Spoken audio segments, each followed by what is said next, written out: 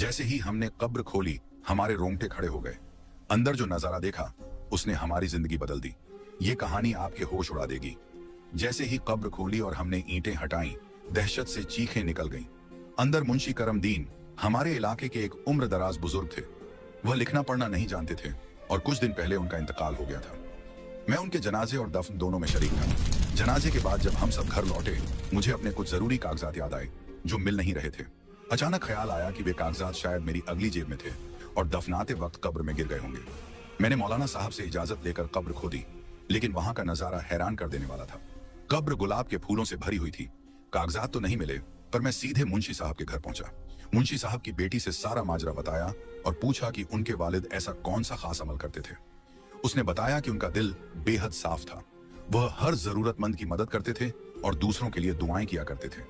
मैं सरकारी क्लर्क हूं, मेरा नाम अकरम है। उसी दिन की एक और घटना ने मेरी जिंदगी में टहलका मचा दिया। सुबह जब मैं तैयार होकर बाहर निकला, मेरे कलीग यूसुफ का फोन आने लगा। उसने 2 दिन पहले मुझे दिए कागजात के बारे में पूछा। मैंने उसे इत्मीनान दिलाया कि कागजात घर पर हैं। फोन रखने के बाद मैं जेब टटोलने लगा। तभी याद आया कि उस दिन तो मैंने ये कपड़े पहने ही नहीं थे।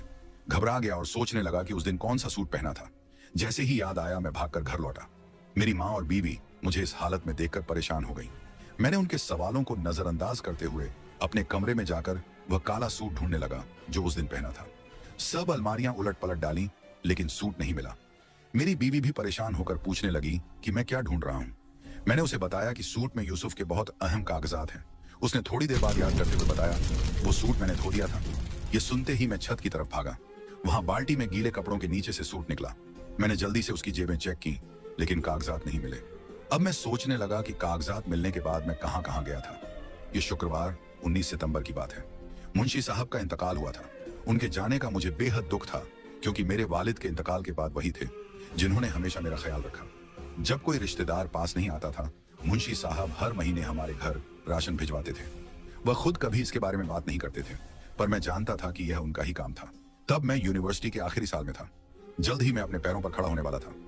मेरे वालिद की जगह मेरी क्लर्क की नौकरी लग चुकी थी, लेकिन मैं अपनी डिग्री पूरी करना चाहता था।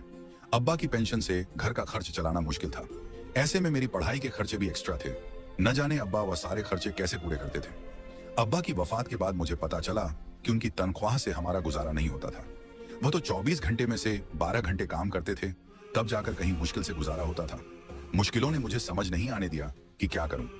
तब मैं मुंशी साहब के पास गया और उनसे काम मांगने लगा, ताकि दिन में यूनिवर्सिटी जाऊं और रात को उनके पास काम कर सकूं। मुंशी साहब ने मुझे समझाया कि मेरी नौकरी तो वालिद की जगह लग सकती है और पैसे की टेंशन लेने की जरूरत नहीं है। वो मुझे उधार